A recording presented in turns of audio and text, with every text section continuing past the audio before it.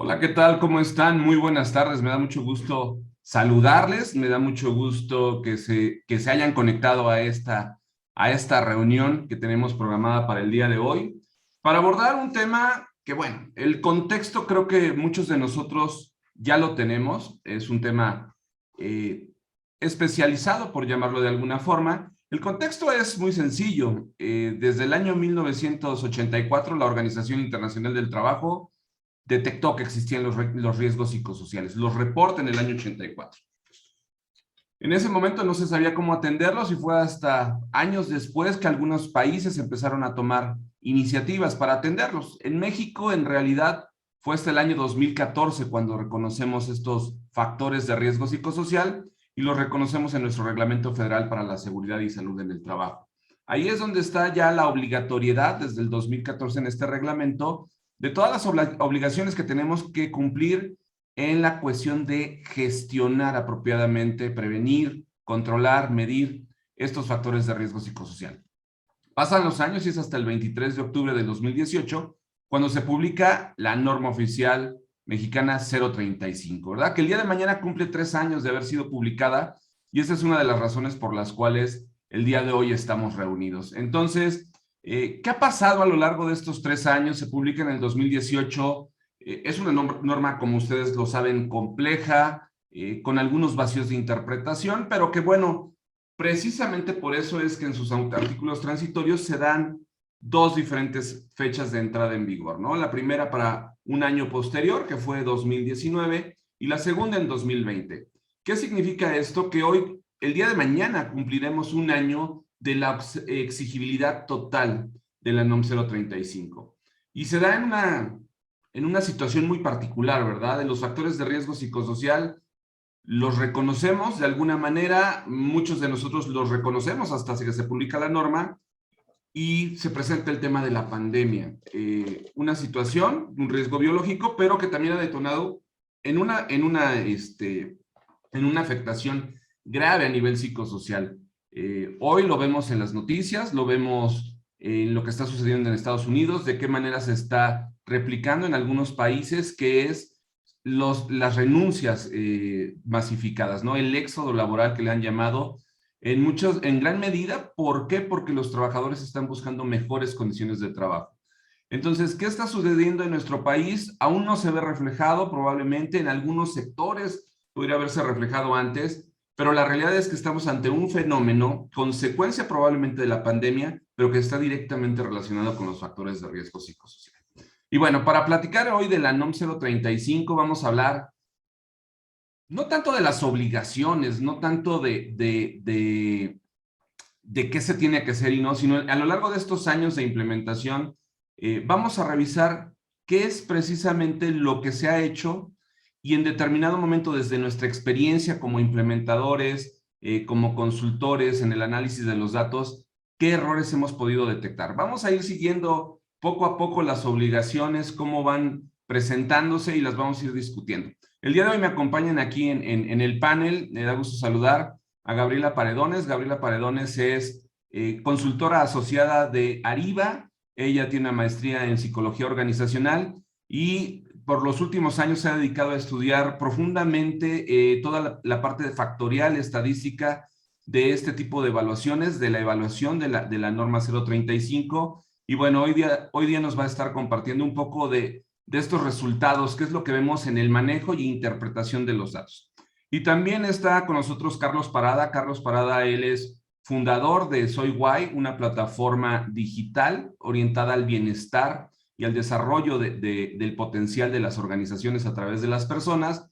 Él es ingeniero industrial y bueno, a través de Guay también Carlos ha estado desarrollando y trabajando mucho con las organizaciones en la implementación, en programas de comunicación y en el análisis de la información también. Entonces, hoy vamos a platicar de esta manera. Mi nombre es Arístides Ramírez, soy fundador de Ariba y bueno, vamos a platicar el día de hoy. Bienvenida Gaby, bienvenido Carlos. Gracias Aristides. Igualmente un gusto estar con ustedes y participar en este foro, en esta pequeña plática informal, sobre todo pues para poder compartir nuestros puntos de vista y si algo le sirve a la audiencia, claro que lo estaremos compartiendo, ¿no? Muchísimas gracias, Carlos. Sí, la intención es, desde nuestra experiencia en la implementación, yo sé que tú has, a través de Guay, levantado miles de encuestas con muchísimas empresas de gran calado, de medianas empresas también, pero que hemos visto algunas tendencias en los datos y algunos problemas, sobre todo en estrategias de comunicación, de prevención, ¿no? Entonces, va a ser muy importante que compartamos eso hoy, un poquito compartir de nuestras mejores prácticas, ¿no? Desde la implementación en estos años, apenas dos, ¿no? De la implementación de la norma, pero que finalmente nos han permitido tener algunos puntos que podemos compartir. Y Gaby, bienvenida también, cuéntanos un poquito qué tenemos para el día de hoy. Pues igual, muchas gracias por permitirme este espacio y pues espero que haya una buena retroalimentación con todos para pues, podernos nutrir de información todos y cada uno de nosotros. Es correcto. Para hacer más interesante esto, les pido que por favor a través del chat puedan ir poniendo preguntas, algunos comentarios para que podamos concentrarnos en esta primera etapa de nuestra sesión, en ir revisando las obligaciones. Mi intención es que vayamos siguiendo tal cual nos lo marca el capítulo 5 de la norma, cuáles son las obligaciones y qué hemos notado que estamos haciendo bien, qué estamos haciendo mal, pero la intención no es criticar la norma, no es criticar los procesos de implementación, sino es proponer y un poquito compartirles de las mejores prácticas que hemos visto, algunas nuestras, algunos de otros consultores o empresas, entonces para ver de qué manera podemos asegurar este tema, ¿verdad? Entonces, bueno, pues vamos a iniciar. Y a mí me gustaría iniciar con algo que escucho con regularidad, y aquí hoy, a ver, Carlos y Gaby también, ¿qué tan seguido lo han escuchado y qué opinan al respecto? Yo con regularidad, cuando estoy platicando con clientes, sobre todo con prospectos que se acercan o en los entrenamientos que damos, una pregunta muy común en estos foros es, Arístides, ¿y ya está la Secretaría del Trabajo verificando, inspeccionando la norma? Pero un poquito preguntándomelo como para ver si realmente vale la pena que nos enfrasquemos en este proceso de implementación. Y miren, la respuesta es no. De hecho, acabo de platicar con un cliente que tuvieron una inspección de seguridad la semana pasada y los propios inspectores les dijeron, y ya viene lo de la norma 035, no hubo una revisión todavía. Pero yo hago una pregunta de vuelta. Independientemente de si la Secretaría del Trabajo está inspeccionando o no, mi pregunta es, oye, independientemente de eso, ¿tus colaboradores no están sufriendo de factores de riesgo psicosocial? Porque si lo sufríamos antes y a través de la pandemia se han visto agudizados. Entonces, esa es mi pregunta, un poquito para sacar el tema del cumplimiento. ¿Cómo lo ves tú, Carlos, este punto? ¿Cómo lo ves tú, Gaby? Pues mira, sí, bueno, no sé, Gaby, ¿quieres comenzar tú? Ahora sí que primero les damas. No, pasa, pasa. Ok, perfecto. Bueno, sí, en efecto, lo que mencionas es sumamente común. Nosotros también recibimos el mismo tipo de preguntas, de comentarios, de dudas sobre el tema de la inspección, si ya ahorita los van a multar, si pueden acudir a algunas empresas verificadoras, en fin, ¿no? Efectivamente, como bien lo mencionas, pues todavía no están activas esas inspecciones. Lo que sí también nos ha ocurrido con muchos clientes, con decenas de clientes, es que les llegan a hacer la inspección de salud, de seguridad, y hay algunos que sí ya están aprovechando como para pedir cosas de las 035, ¿no? También sobre temas de los lineamientos técnicos del regreso seguro, sí empiezan a ver como para entender en qué grado de avance se encuentran las organizaciones, aunque ahorita todavía no pueden efectuar, como bien lo mencionamos, una auditoría per se, pero ya empieza a calentarse esto, ¿no? Obviamente la parte de la pandemia a lo que era el plan de la Secretaría para arrancar con las inspecciones y todo esto, pues entendemos que lo puso un poco en pausa. Sin embargo, yo creo que todo esto, al final del día, sí va a ser un tema en el que, pues como el outsourcing, ¿no? Todo el mundo decíamos, no, la ley del outsourcing, eso nunca va a pasar, ¿no? O sea, jamás van a eliminar el outsourcing y de repente, de la noche a la mañana, vámonos, ¿no? Y esto, pues tratándose de un tema que no solamente tiene que ver, pues con una regulación a nivel nacional o en México, esto ya es algo que de hecho en Latinoamérica somos de los últimos países, de los importantes que la ha establecido y que la hace como una normatividad oficial. O sea, Colombia fue de los primeros, Perú, Argentina, Chile, ¿no? Entonces, estamos hablando de un tema en el que ya no hay vuelta para atrás. O sea, este tema de salud en el trabajo no solamente está, digamos, limitada a este aspecto, ¿no? Al aspecto laboral. Esto ya se está llevando a un tema de salud pública. Los sistemas de salud ya empiezan a colapsar. Y si no consideramos bien estos aspectos, si no empezamos una cultura de prevención, definitivamente no va a haber ningún sistema de salud, ningún presupuesto que pueda estar pues, soportando al final del día todas las eventualidades que van a surgir ¿no? A lo mejor muchos menospreciamos el tema de la parte emocional, ¿no? Y de la parte mental de la salud, pero al final del día, tú cuando haces un estudio, cuando te das cuenta de lo que está ocurriendo con aquellas personas que empiezan con un tema como ansiedad por jornadas de trabajo interminables, por sedentarismo, o sea, esto se deriva en temas conductuales que llevan a un tema, pues justamente a fumar, a comer compulsivamente, a estar utilizando, bueno, a veces alcohol, etcétera, etcétera. Y ya cuando esto se hace repetitivo, pues ya obviamente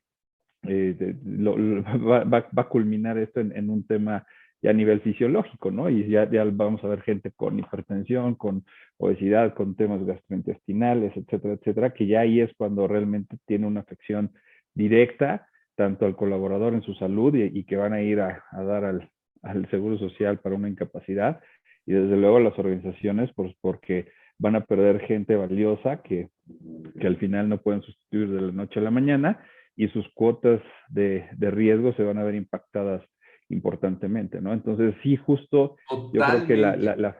la pregunta que tú bien hacías es la más importante. O sea, independientemente de la parte del cumplimiento, ¿realmente crees que necesitas un tema de cumplimiento o ser obligado a cuidar por la salud de tus colaboradores? O sea, esa es la primera pregunta, ¿no? Porque ya no nada más hablas de un tema normativo, sino de humanidad, de salud, de la propia continuidad operativa de tu empresa, ¿no? De tu organización. Entonces, ahí es donde justamente tenemos que poner el foco y las organizaciones tenemos que ser responsables de que los colaboradores, pues, estén, si no exentos, pues, por lo menos que estén, pues, muy conscientes de lo que está pasando y que obviamente estén participando en esto, ¿no? Y que al final también hay que ser muy, pues no sé, eh, tal vez, eh, ay, se me fue la palabra, pero bueno, sí, hay muy estrictos en que también los colaboradores mismos también tienen una obligación de estarse cuidando, ¿no? De estar siguiendo las recomendaciones, de estar siguiendo pues todo lo que emite la norma de si estás, te habla de un tema de comunicación, tienes que estar atento a todo esto, a estar leyendo los comunicados, estar asistiendo a los cursos, de estar contestando las evaluaciones, de estar utilizando el buzón, de estar haciendo ahora sí que un pleno uso de esto, porque si no también, pues las mismas organizaciones siempre están siendo sujetas a un tema de que sí, cuida a la gente y la gente, pero si también la gente no cuida a su organización, pues después no van a haber organizaciones donde la gente vaya a ser contratada, ¿no? Entonces yo creo que es un tema recíproco y a mí algo que recientemente me hizo shock en la cabeza y que creo que es un elemento, una pieza clave en todo lo que va a acontecer hacia el futuro es la noticia que hubo recientemente de American Airlines, donde se paró a 8,000 colaboradores porque no se vacunaron, ¿no? Entonces, esto, pues al final de cuentas, el tema de la vacuna, pues es porque pone en riesgo a sus clientes, pone en riesgo a sus compañeros, pone en riesgo la continuidad operativa de, de su organización. Entonces, así como este tema del COVID vino a sacudir estos temas, obviamente un tema a nivel emocional, y si la empresa está considerando, está tomando medidas para que la gente se cuide, para que lleve a cabo todas estas acciones que dicta la norma y el colaborador tampoco quiere, también debería la organización tener la capacidad y la competencia de poder separar a aquellos que, a pesar de que las empresas le estén proveyendo de estas herramientas o de estas asistencias, pues también tomar cartas en el asunto, ¿no? Entonces, es una responsabilidad de todos y debemos de estar claros en el que, pues, no nada más la empresa es la única responsable, ¿no? Todos somos responsables de la salud y esto, pues, porque al final, si no tomamos medidas, para el 2030 va a ser todo un caos, ¿no? Ahí, yo creo que ahí está el punto, Carlos. Tocaste dos aspectos que para mí son súper relevantes y uno es el tema de salud pública. Ya estamos hablando de un tema de salud pública. Desde el 2018 ya hablábamos en la encuesta nacional de ocupación y empleo que en México el 75% de los mexicanos reportaba estrés laboral. Y hablábamos también en esa encuesta que el 43% de estos trabajadores ya tenían afectaciones en la salud derivadas del estrés laboral. Le doy la bienvenida a Iván Arias, es cofundador de ARL, Atención de Riesgos Laborales, psicólogo clínico, criminólogo. Gracias que estás ya por acá, Iván, bienvenido. Y Gaby, Muchas por gracias. favor, adelante. ¿Cómo ves este tema de salud? ¿Cómo ves este tema del cumplimiento? Sí, pues completamente de acuerdo con lo que dice Carlos, y añadiendo un poco más acerca del tema, bueno, es bien sabido que México es un país con retraso en muchos aspectos, ¿no? Retraso tecnológico, retraso en cuestiones de normas, de procedimientos, etcétera, ¿no? Entonces, ya desde los años 80, en muchos países e incluso en la misma Organización Internacional del Trabajo, se habían publicado ya diferentes convenios de salud y seguridad que precisamente iban como enfocados a cuidar la salud del trabajador, a medir este tipo de riesgos psicosociales que se pueden identificar para ser prevenidos. Eh, Creo que es algo muy importante y esto no solamente sí tiene mucha importancia la salud del trabajador, pero creo que no debemos dejar a un lado también las consecuencias que se tienen en cuanto a la organización. Es Es- correcto. Totalmente de acuerdo, porque miren, ¿qué sucede? Creo que este es el tema principal que debemos de cuidar, independientemente del tema de cumplimiento, que es una cuestión de legalidad, porque sabemos que es un tema de legalidad, y la legalidad no solamente aplica cuando me están verificando.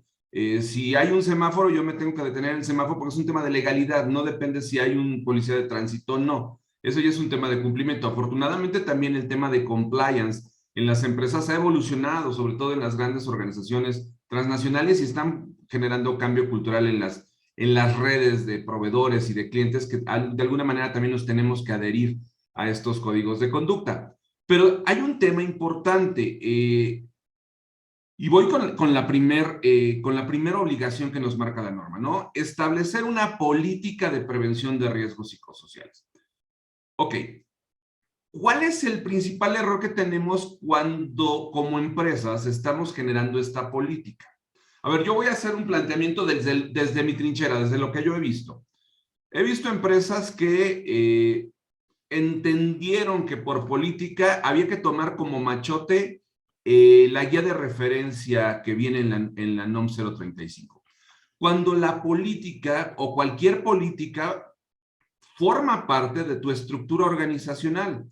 Así como tienes una política de contratación, entonces no puedes tomar un documento ajeno a la nomenclatura, estructura, verlo como una condición aislada. Entonces, para mí el primer error es que a veces vimos en algunas organizaciones la política como toma ese machote, llénalo, y si tienes políticas, qué bueno, pero este es algo adicional, complementario, ponla con un clip en la carpeta de las políticas y procedimientos. Y otro grave error que yo he visto, toda política sin procedimientos es inoperante. Y entonces también me ha tocado ver en las organizaciones que muchas veces tenemos una política que sí desarrollamos bien, pero no tenemos los procedimientos que emanan y le dan operatividad a esa política. Entonces, ahí hay algunos puntos que también tenemos que considerar. Iván, bienvenido, cuéntanos, ustedes qué han visto en sus escenarios de implementación con respecto a esto de las políticas, ¿coincides? ¿Cuál ha sido el escenario principal? Muchas gracias. Bien, en cuanto a las políticas, coincido mucho con lo que dices. No puedes tomar una política genérica. Siempre tienes que crear tu propia política basado en tu misión y en la visión y en toda la cultura organizacional de tu empresa. No puedes agarrar algo que no es tuyo. Es como, o sea, ves una ropa tirada y dices, a lo mejor me funciona, la sacudes y te la pones. Obviamente te va a quedar o muy grande o muy chiquita o simplemente no va con tu estilo.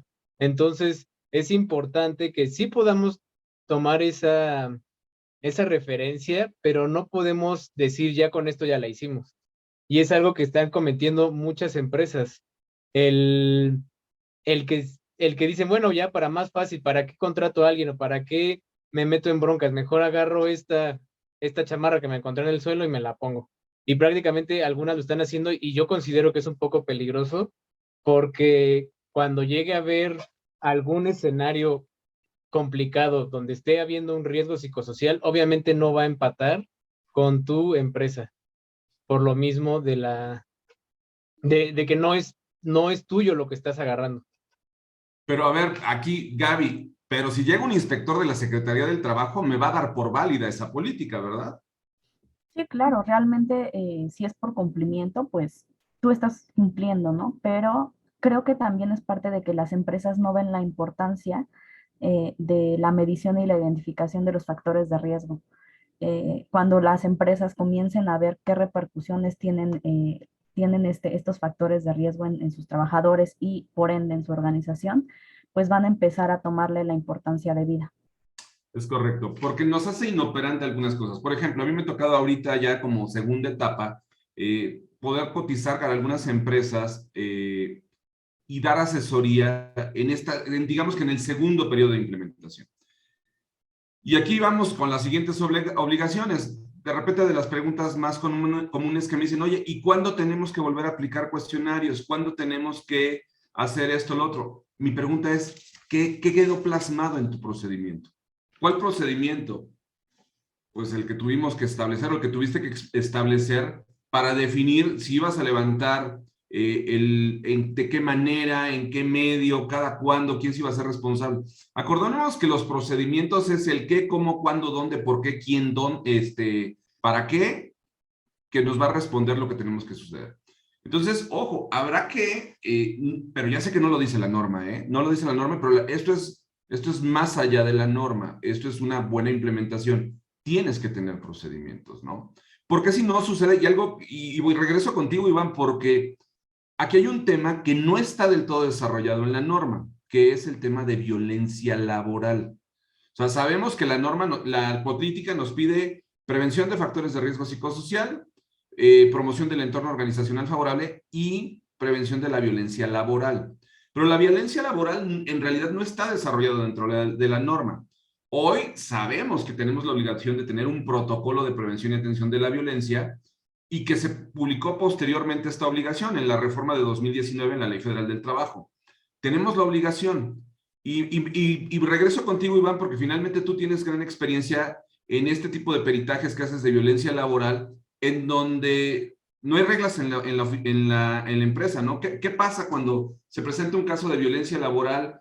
A lo mejor hay una política floja, no hay protocolos. ¿Cómo opera? ¿Cómo protegemos a la empresa? Tú que haces este tipo de peritajes, ¿qué nos recomiendas?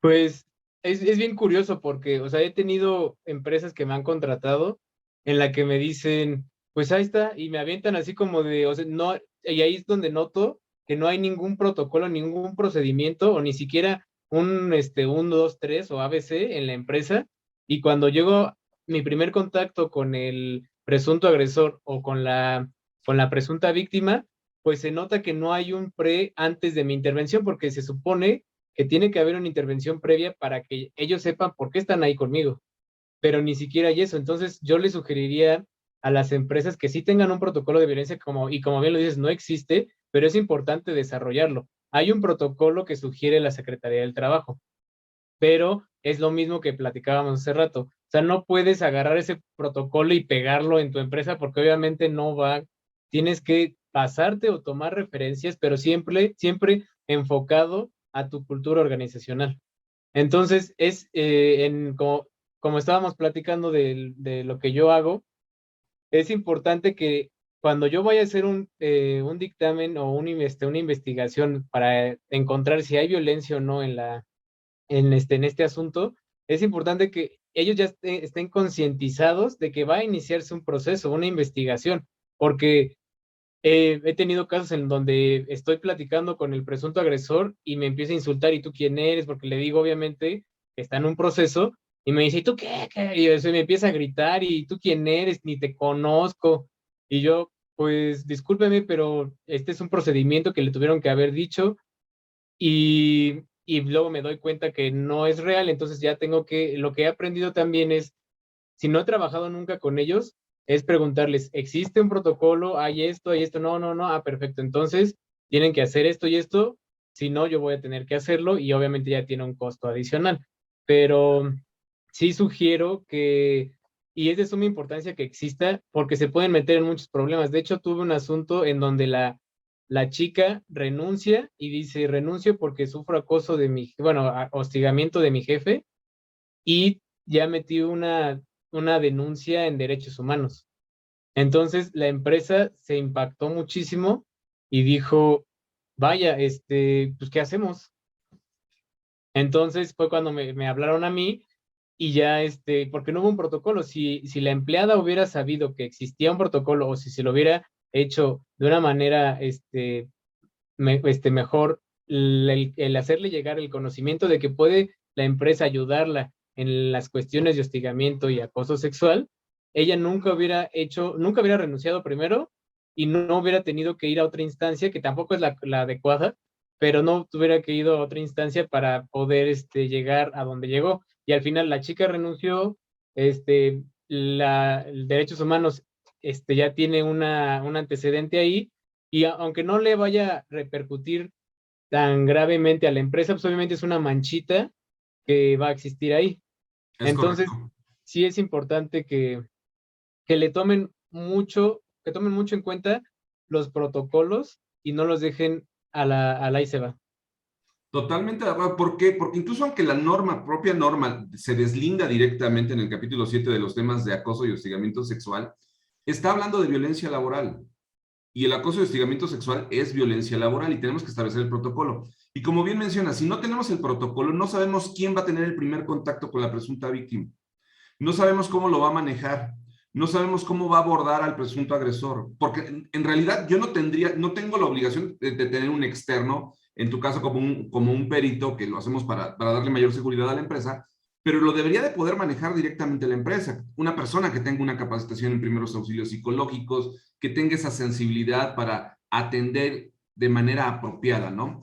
Pero bueno, ese es el tema de la política. Pero vamos a un poquito más a lo que muchas veces confundimos que es la norma, que es levantar cuestionarios, ¿no?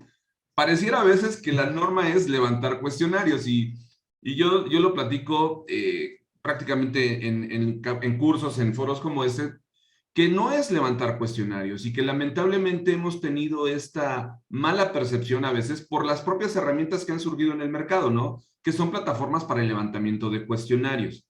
Entonces, aquí en el tema del levantamiento de cuestionarios, no es levantamiento de cuestionarios. Lo que tenemos es una obligación de identificar los factores de riesgo psicosocial, ¿ok? Nuestra obligación es identificar los factores de riesgo psicosocial y analizar los resultados, ¿no? Esa es la obligación. Ahora, ¿cómo vamos a identificar esos factores de riesgo psicosocial? La norma nos provee de un cuestionario, que ahorita vamos a hablar entramos un poquito al tema técnico del cuestionario, qué tan bueno, qué tan malo es en los resultados. Pero en este tema de interpretación, Carlos, ustedes que han tenido oportunidad de hacer este levantamiento a través de plataformas digitales, porque Why finalmente es una plataforma no de levantamiento de cuestionarios, sino verdaderamente que está trabajando en hacer una implementación correcta. ¿Cuáles son los principales errores que has notado y qué nos podrías recomendar en el tema específicamente del protocolo, llamémosle, de levantamiento o de identificación de los factores de riesgo psicosocial y del entorno organizacional? Sí, bueno, ahí algunos de los principales pues, problemas o errores que nosotros hemos detectado, y esto, digamos, en nuestro caso no se da una vez que ya nos contratan, sino es previo a cuando están, digamos, en el proceso de evaluación entre quién les ayuda en el tema, es que creen que a través de una encuesta de clima organizacional tradicional, con eso ya van a cumplir con el tema de la norma, ¿no? Y entonces eso al final del día, pues, hay que entender justamente que aunque el propio cuestionario de la norma no es el mejor y lo sabemos, bueno, pues por lo menos es el que establece la propia Secretaría para que empecemos con este primer ejercicio, ¿no? Seguramente van a venir otras iteraciones, seguramente van a venir unas versiones más adelante que realmente nos satisfagan en términos de esa identificación y que nos proporcione información sobre todo pues para poder entender qué es lo que está pasando, entender cuáles son esas prioridades, cuáles son las que tienen mayor impacto en la organización, y entonces sí, pues ahora sí que la ley de Pareto me voy sobre el 20, que me va a generar el 80% de los beneficios de los resultados de los cambios, ¿no? Pero sí, el principal error es ese, ¿no? El de creer que pues es una, o sea, puede ser una encuesta de clima y que pasando una encuesta de clima con eso ya van a cubrirlo y que además, pues que como bien lo mencionabas, pues nada más es, bueno, pues te aplico la encuesta y se acabó, ¿no? Cuando hay que entender que para llegar primero al tema de la propia evaluación, pues hay que darte todos los elementos. Por eso, uno de los puntos importantes es el tema de la sensibilización, de la campaña de información, porque yo siempre pongo un ejemplo en mis presentaciones en el que, por ejemplo, pues cuando yo empecé a trabajar hace más de 20 años, más de 25 años, en una empresa muy grande que por obvias razones voy a omitir su nombre, ahí pues salía un gran director de su oficina y de repente les empezaba a sobar los hombros y a dar masaje a las compañeras, ¿no? Entonces, en ese momento, pues estoy hablando de 1996 aproximadamente, ¿qué es lo que pasaba? Que pues todo el mundo lo veía y decíamos, bueno, pues este cuate es un pasado, pero hasta ahí, ¿no? Ahora sí que no pasaba gran cosa porque decíamos, pues nada, es un fresco y está ahí de aprovechado, pero no estaba mal desde nuestro punto de vista. ¿Por qué? Pues porque no había información, porque no estaba tipificado ese tipo de comportamientos. Hoy sucede eso, o sea, enseguida todas las alertas se van a prender y dicen, es un caso de acoso sexual, ¿no? Entonces, ¿por qué? Pues porque ha habido una serie de campañas de información, porque ha habido muchos temas alrededor y por eso es que estamos atentos y si te preguntan, bueno, pues ya sé más o menos qué es este acoso sexual. Pero hoy en día, bueno, pues hasta ese tema de acoso sexual ya no sabes si de repente si alguien me pide por chat o el jefe le pide por chat a su subordinada que le mande una foto en pijama, que nos ha ocurrido esos casos, eso ¿cómo o sea, eso es o no es?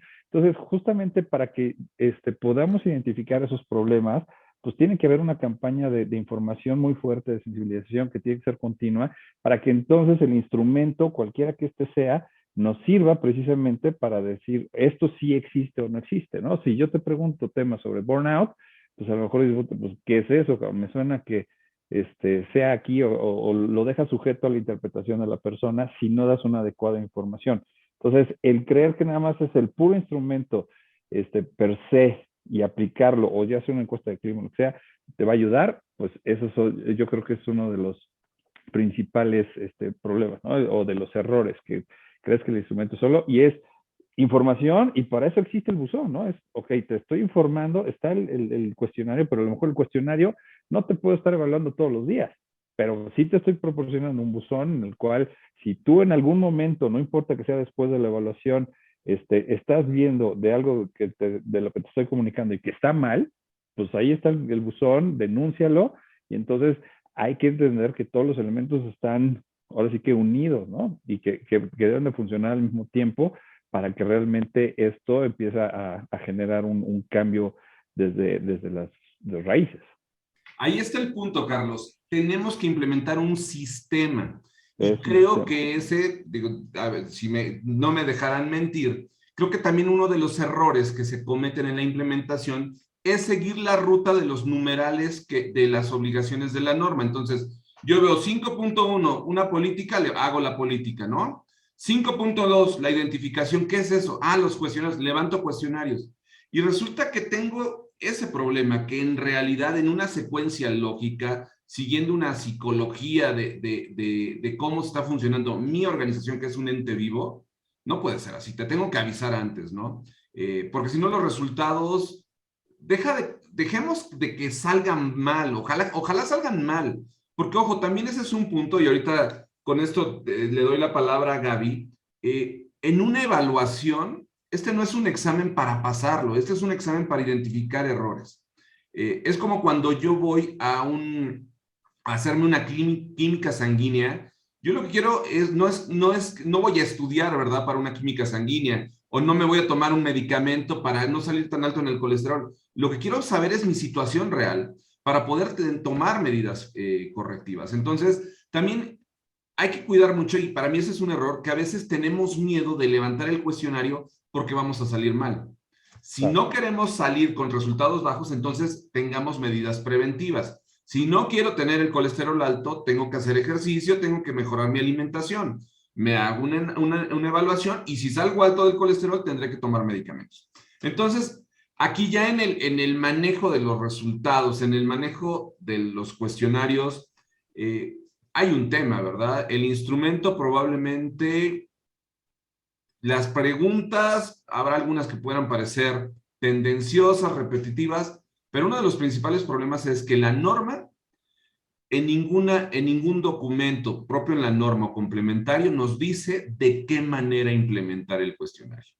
Nos da unos parámetros, pero no nos dice de qué manera. Olvidémonos de qué hay que hacer antes y después, que si los hago en físico, que si los preparo. No hay un instructivo de cómo se maneja e interpreta la información. No nos dice qué tipo de gráficas, no nos dice si sumas, restas, multiplicas, divides o sacas promedio. Y Gaby, tú eres la experta en eso, cuéntanos, ¿qué es lo que pasa en la interpretación de los errores que cometemos en el análisis de los datos y qué deberíamos de hacer, ¿verdad? Sí, pues primero que nada, bueno, este es un instrumento que, como ustedes bien saben, realizó la Secretaría. Sin embargo, por lo que yo he investigado y por todo lo que he leído en los últimos años con relación a la norma, pues es un instrumento desgraciadamente con muchas carencias. Han sacado diversos estudios que nos indican que el instrumento pues carece de la validez suficiente de constructo para que pueda ser pues, un instrumento confiable, un instrumento válido. Fuera de eso, pues creo que también otra área de oportunidad muy grande que tiene el instrumento, pues es la forma de calificación, la forma de interpretación. Al estar basado en sumatorias simples y en resultados de forma individual, no te dejan ver ciertas cuestiones a nivel organización como tal, a nivel comportamental macro. Si tú sacas los niveles individuales, eso no te dice nada de lo que está pasando realmente en tu organización. Yo puedo decir, Aristides tiene riesgo alto, Carlos bajo y Iván tiene un riesgo medio. Pero realmente, ¿por qué? ¿A qué se debe? Este, es importante que dentro de nuestra medición, ya que la norma no nos los exige, pero es importante que nosotros no nos basemos en sumatorias simples. Podemos tomar otras medidas de tendencia central que podrían resultar significativas para la clasificación. Por ejemplo, tomar cuestiones como básicas de estadística, como la moda, la mediana, la desviación estándar, poder hacer análisis de los clústeres para que podamos identificar patrones de comportamiento, patrones en ciertas áreas de la empresa, recurrir a la estandarización de los puntajes para poder comparar categorías, porque también es otra área de oportunidad. No se pueden comparar las categorías porque pues cada categoría tiene ítems diferentes, entonces no permite esa comparación. Muchas veces un error común que he escuchado es eso, ¿no? Tengo más riesgo en factores propios de la actividad que que en ambiente de trabajo.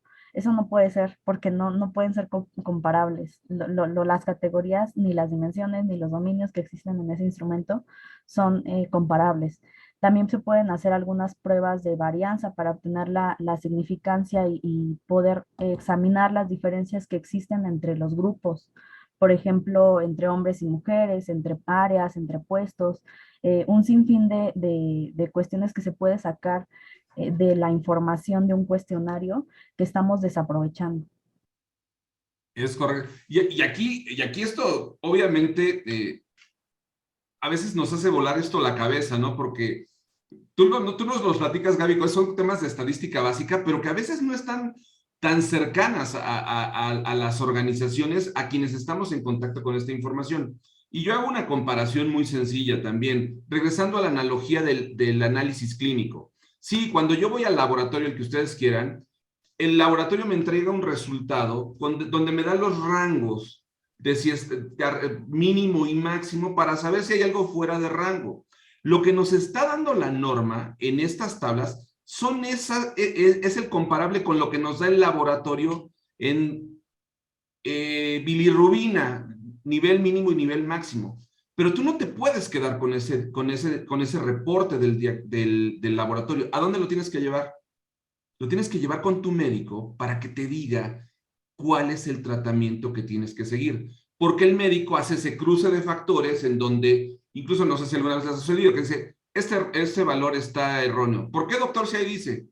Porque si eso fuera real estarías muerto, o sea, no puedes tener ese valor, ahí hay un error. Y aquí hay un tema importante también, en cómo estamos manejando la información, porque ya estamos hablando de ese análisis estadístico. Pero ¿qué sucedería si vamos, para ahorrarnos dinero, vamos nosotros 4 al laboratorio, pero tomamos una muestra de sangre de los 4, lo revolvemos en un frasquito y hacemos el análisis? ¿Quién tiene el problema? ¿No? Y eso es lo que nos está pasando cuando no hacemos una diferenciación sociodemográfica de nuestra población.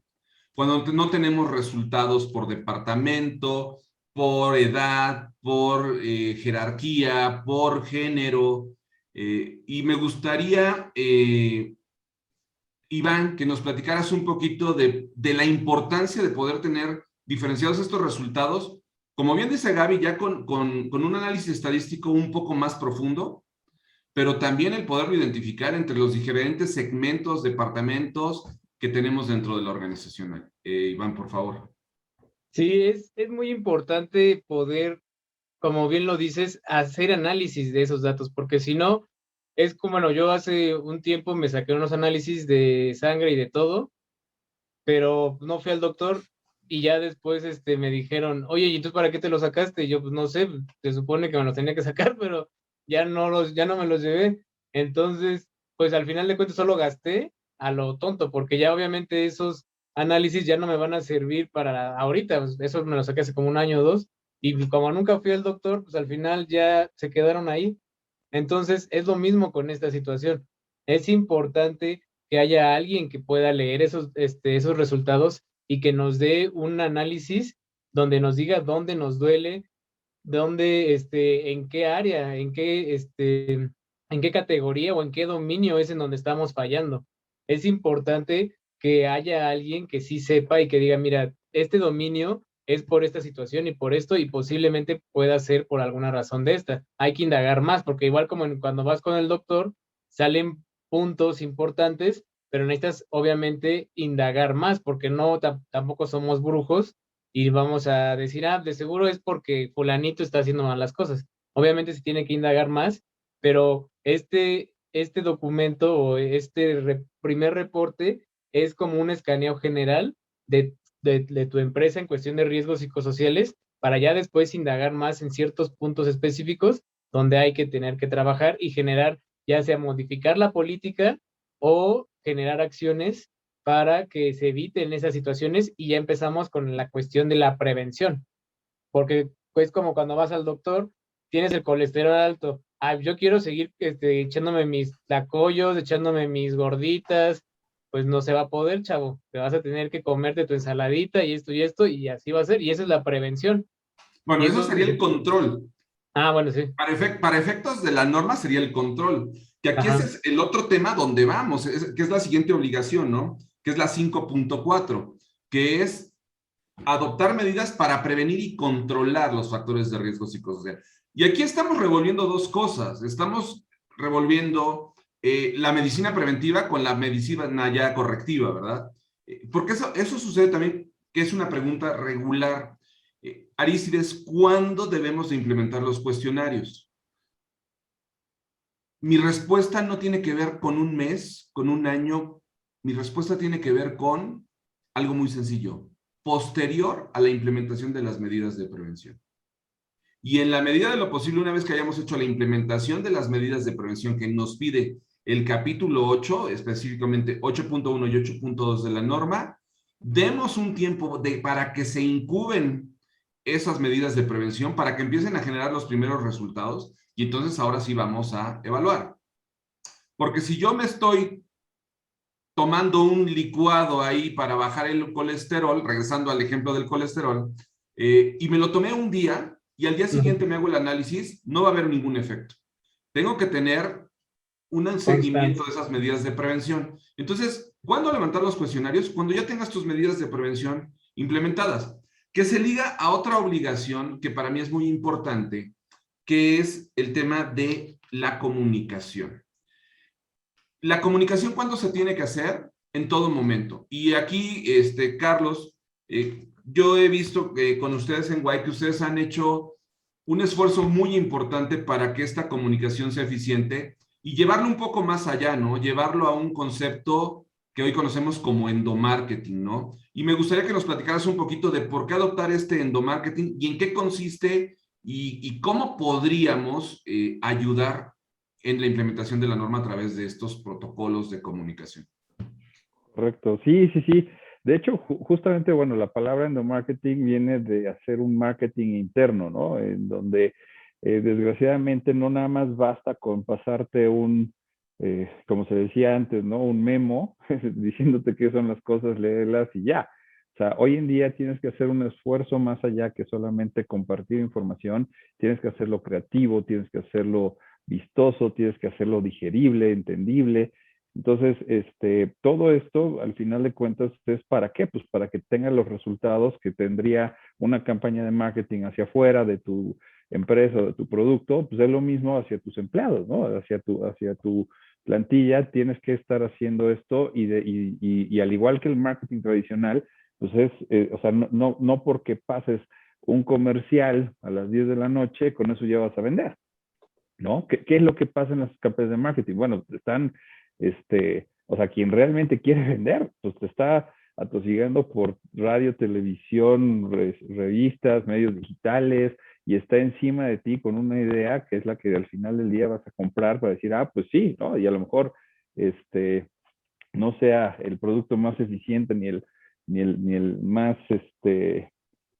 atractivo en términos de costo-beneficio, pero terminas creyendo que es el mejor porque ya te bombardearon. Entonces, aquí un poco es esa labor, ¿no? El tema de proveer la información a través de estos mecanismos, de sensibilizarte, de hacerlo atractivo, de hacerlo continuo, y para ello, pues, y es algo que afortunadamente ya la norma ahí sí abrió, ¿no? De que no nada más tienen que ser los cursos tradicionales presenciales, o sea, no nada más es solamente, sino es un conjunto de actividades, un conjunto de medios en los que pues tiene que haber un elemento transmedia, ¿no? Yo le llamo transmedia a que, bueno, pues si yo estoy en un medio físico, presencial, después me vas a llevar a otro elemento que es a lo mejor un podcast, y después un webinar, y después a través de una red social o a través de una aplicación. Entonces, el chiste es estarles recordando justamente de todos esos elementos, de los riesgos que conlleva,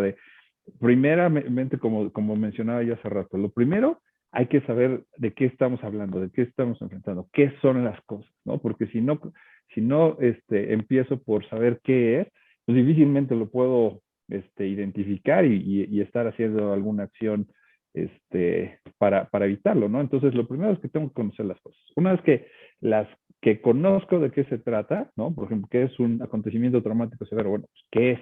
Ah, bueno, pues se trata de esto. Lo segundo es, ¿Cómo lo puedo identificar? Bueno, pues cuando tienes este tipo de síntomas, cuando ya no puedes dormir, cuando tienes pensamientos así asado. Ok. ¿Cómo lo puedes evitar? Bueno, pues resulta que hay una serie de acciones que tú podrías estar haciendo para que cada vez que ya sabes qué es, cómo lo identificas, pues el siguiente paso es trata de estarlo previniendo, ¿no? Porque ya tienes esas herramientas. Y eso, pues desgraciadamente lo sabemos, ¿no? Vas a un curso una sola vez, excelente, salgo súper pilas, ya sé de qué se trata, y pues me vuelvo a la vida tradicional, a mi día a día, y en 2 semanas me preguntas y te voy a decir, oye, sí, lo vi, te lo juro que sí lo vi en el curso, déjame, voy a mis notas, y tan, se acabó. Entonces, ese es el proceso al final del día en el que esto es un tema continuo que hay que estar aprovechando justamente los medios digitales. ¿Por qué? Porque al final, si tú estás esperando hacer todo esto de manera presencial, pues tampoco es viable ni por el tiempo, ni por el costo. Entonces, es una medida mixta en la que sí tienes que aprovecharlos. De hecho, como les decía, la propia norma ya se abrió a estar utilizando estos mecanismos digitales, a que lo estés publicando en redes sociales, porque ahí está tu gente, ¿no? Ahí están los colaboradores, se la pasan horas a veces en las redes sociales, entonces qué mejor que pues a través de esos medios donde están la mayoría del tiempo, pues sea donde les sirva precisamente para generar esos impactos, ¿no? Totalmente. Entonces, ahí yo creo que tenemos que contemplar que la obligación de comunicar va desde el inicio hasta el final. Todo lo que tiene que ver, va a haber una comunicación. Y ojo, comunicar no solamente por elegir un canal de comunicación y tener la evidencia, sino verdaderamente cumplir con el objetivo. Va a ser informar, va a ser formar, sensibilizar, culturizar acerca de los temas, ¿no? Para que verdaderamente sepamos de qué estamos hablando. No, y al Ahora, final te va a dejar un ahorro en costos brutal. A lo mejor no lo ves al inicio, pero ya cuando al cabo del tiempo, como dices, de manera continua, a través de los meses, o sea, créeme que como dices, ¿no? Vas a culturizar a la gente, vas a cambiar el mindset, vas a cambiar el chip en tu organización, y el tema de la prevención se va a empezar a dar en automático. Cada vez que tú estás encima, y cuando menos te lo esperes, vas a empezar a tener ahorros ahí, justamente porque pues ya las cosas no están sucediendo, ¿no? O ya hay un mecanismo en el que van a utilizar el buzón. El buzón no nace desde que, oye, ahí está, ya te lo dije una vez y ahí se quedó, ¿no? Hay que estártelo recordando. Oye, recuerda que está el buzón ahí, por favor. Oye, recuerda que tenemos una política. Oye, recuerda que estas son tus obligaciones. Oye, recuerda. Entonces, hay que estar encima de eso para que realmente surte efecto, y las propias organizaciones van a empezar a ver esos resultados, ¿no? Si esperan un cambio que lleguen así, pues mira, esto te va a bajar un 25%, pues no, o sea, esa fórmula de bajarte costos a través de esto, desgraciadamente no es así de mágica, no hay nada comprobado en este momento, es justo parte de lo que estamos tratando de hacer, de que a través de los datos lo midamos. Sin embargo, pues ahora sí que va a depender de tu habilidad y tu capacidad de implementación y de qué tanto lo estés haciendo. Y entonces van a haber unos que puedan tener poquitos si no hacen bien las cosas, y hay otros que pueden tener resultados espectaculares, y ahí sí es donde van a ver pues todo el beneficio de esto, ¿no? Y como consecuencia van a cumplir con la norma, pero como una consecuencia y no como el objetivo inicial. totalmente. Mira, y esto nos lleva a las medidas de prevención, ¿no? Lo que deberíamos hacer antes de un proceso de identificación. Tengo que preparar mi cultura empresarial, mi cultura organizacional con esto, sensibilizarlo, que seamos conscientes que existen los riesgos psicosociales, que lo hagamos Pero ¿qué sucede? ¿En qué consisten las medidas de prevención? Programas de capacitación. No quiere decir que tengas que organizar cursos, sino que realmente dotes de capacidad a las personas, ¿verdad? Entonces, porque organizas un curso, no podría ser en una hora, pues lo puedes hacer en una hora, pero en realidad no estás logrando el objetivo. Estás invirtiendo tiempo, estás sacando a la gente, ¿no? Programas de acción o de apoyo social también. Y tenemos que hacer otras cosas para elevar el sentido de pertenencia. Pero hablabas del mecanismo, ¿no? El mecanismo para las denuncias. Pareciera en muchas organizaciones que este mecanismo para recibir denuncias por temas de entorno organizacional o de violencia laboral, lo hacemos como un mecanismo para que no denuncien, ¿no? El buzón atrás de la pared, atrás de la puerta, perdón, ahí transparente. ¿Quién lo maneja? Ojo, dentro de las obligaciones de comunicación tenemos que comunicar el mecanismo y no solamente decir dónde están esos canales, si es correo electrónico, sino tenemos también que hablar de cuál es el funcionamiento de mi denuncia, quién la maneja, en qué tipo me van a dar respuesta, qué tipo de situaciones puedo denunciar. Y ojo, si esto lo hiciéramos de la mano con la implementación del protocolo para prevenir y atender la violencia laboral, tendríamos una ruta totalmente diferente, ¿verdad? Sí, cambiaría todo. Debe hacerse todo el procedimiento, el protocolo, es este mecanismo de denuncias. ¿Cuál sería una buena práctica, Iván, que tú nos recomendarías para el manejo de este tipo de denuncias? Contemplando que el escenario más grave sería un tema de violencia laboral o de violencia sexual. ¿Cuál sería una buena práctica de qué manera nos puedes decir cómo podríamos manejarlo? Más allá de pon un buzón, pon un correo electrónico, ¿cuáles son las medidas mínimas para atender este tipo de situaciones? Tal vez yéndonos un poco a primeros auxilios psicológicos o al manejo de este tipo de casos de crisis, de intervención de crisis, ¿no? O sea, cuando llega la persona contigo, supongamos, Sí, sí, como empresa, cuando presenta la denuncia a través de un correo electrónico o cuando directamente se el acerca. primer contacto ya después de que estás enterado de que hay un tipo de abuso o acoso. Pues Humanamente, ¿cómo deberíamos de manejarlo? es algo importante porque en el comité que ya se supone que tuvo que haber tenido la empresa, el comité tiene que estar capacitado, como tú lo dices, en primeros auxilios psicológicos o por lo menos en tener un tacto y sensibilización a este tipo de asuntos, porque he estado en empresas donde minimizan a la víctima o a la presunta víctima, ay, de seguro le echó el can al jefe y entonces ya la quiere correr y ahora inventó esto. Entonces, si ya tú, aunque no se lo digas, tú ya tienes ese chip de seguro está inventando porque quiere vacaciones o porque quiere o lo que sea, desde ahí ya estás equivocado. Algo que va a ser muy, muy importante es que cuando llegue la presunta víctima, tú tengas esa fe de creerle lo que te está diciendo. Porque al momento de que tú veas o hagas un comportamiento no, ya empezó a hablar, ya está mintiendo. Desde ahí, obviamente, la persona va a sentir un rechazo y no sabe si es real o no es real, pero pues atínale.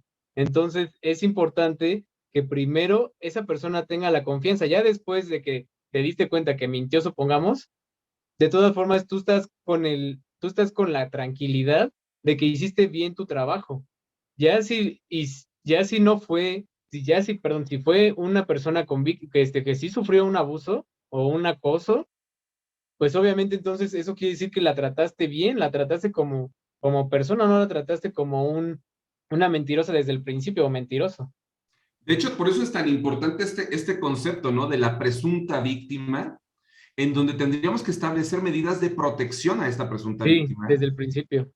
y el presunto agresor, donde vamos a tener que establecer probablemente medidas para la corrección de la conducta. Ahora, este está en el aspecto personal. Y Gaby, un poquito, ¿qué tendríamos que hacer en el aspecto organizacional? Porque esto ya es, como nos dice Iván, en el uno a uno de este manejo de situaciones.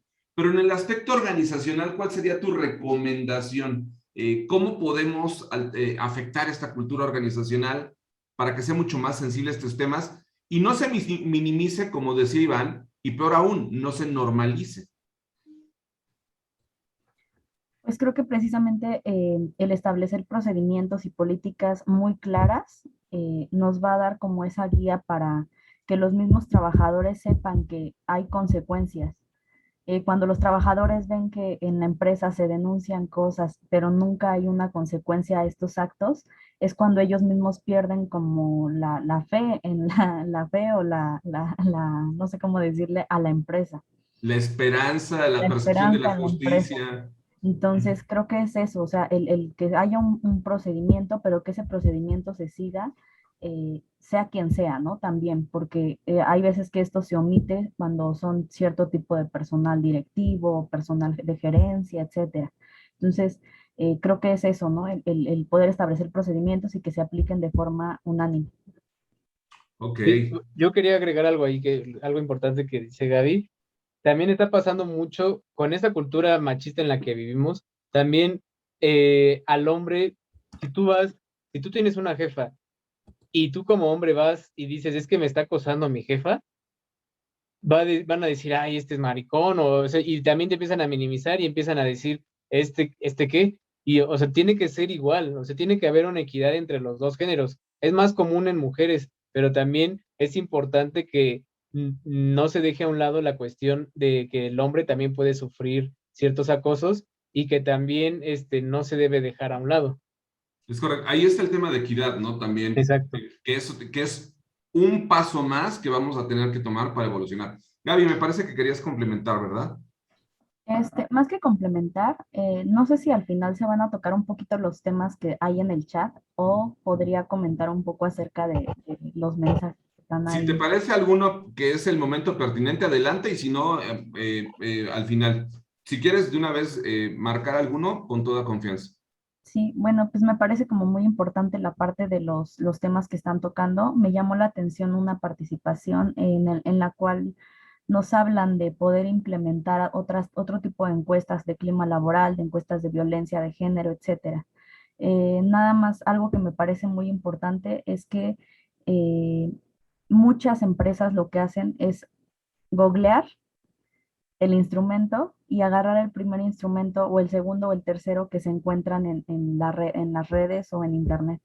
Y eso es pésimo, es de pésimo gusto, es como la típica empresa que cuando vas te aplican los mismos instrumentos que te aplican todas las empresas para reclutar, que son el Terman, el Cleaver, y ya te lo sabes de memoria, es más, las respuestas están en internet.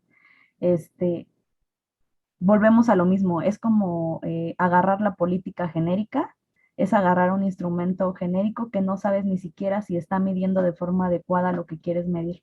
Entonces, nada más para que tengan mucho cuidado con ese tipo de cosas de agarrar instrumentos de la red, que al final puedes aplicar 1000 instrumentos, pero si no lo sabes interpretar y no sabes analizar los datos de forma adecuada, no te van a servir para nada.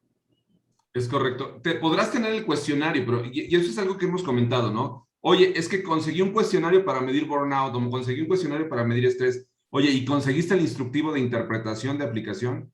No, ¿a poco eso también se necesita? Claro. O sea, ¿cómo lo vas a utilizar, verdad? O sea, ¿cuál es la mecánica que hay detrás de esta interpretación, ¿no? Porque finalmente los autores de los instrumentos desarrollan todo esto, ¿no? Entonces, ese es un punto fundamental. Entonces, bueno, en la parte de las medidas de prevención, ¿hay algo que quisieran ustedes agregar, algún tema en particular que consideren que sea prudente o que hayan observado que todavía hay errores o que no se cubren? En mi caso, yo lo único que podría destacar es que muchas organizaciones afortunadamente ya han implementado cosas, de programas de wellness, que tienen algunas situaciones, pero no necesariamente tenemos las evidencias. Entonces, yo recomiendo tener documentado en los programas, así como un programa de capacitación que tendría que tener un calendario e informar eh, qué se va a tomar, los objetivos, quiénes van a participar, también en las diferentes medidas. Si tengo un programa de beneficios, también tenerlo establecido, porque esto nos sirva también de evidencias, porque las evidencias no son fotos, a lo mejor las evidencias van a tener que ser listas de asistencias, firmas, pero un protocolo de en función a qué estoy estableciendo esto. En tema de medidas de prevención, ¿hay ustedes algún otro error que noten con regularidad? Yo, bueno, recién que empezó la norma, un método preventivo que ellos lo decían que estaban aplicando la norma y que la verdad es, o sea, ya es mucha risa, es de una empresa que ponía a sus empleados a hacer mantras en tazas y eso lo manejaban como prevención y decían que con eso ya estaban aplicando la norma. Entonces son cosas que son chuscas, pero también preocupantes, porque ese desconocimiento que ya no es tanto, porque eso fue al principio de la norma, a inicios del 2020, y ahorita ya es muy complicado que ya vean ese tipo bueno, y si hay alguno que piensa todavía eso, entonces es peligroso, pero ese tipo de prevención o sea, sí ayuda a cierta integración, sí ayuda a relajar a tus empleados, pero no deberías darlo como por hecho, o sea, como de, sí, mis empleados tienen estrés, bueno, vamos a ponerles a hacer dibujitos de mantras y ya con eso, para el próximo año aplicamos y esperemos que cese la problemática. Es importante que cada estrategia que tú hagas para tu empresa sea enfocada a las problemáticas que salieron del análisis o del estudio de prevención de riesgos psicosociales. No Claro, vas a... Ah, no, dime. sí, sí, yo, claro, o sea, a mí me encanta dibujar mantras, ¿verdad? Sí te relaja, igual que te relaja un té, igual que me relaja la aromaterapia.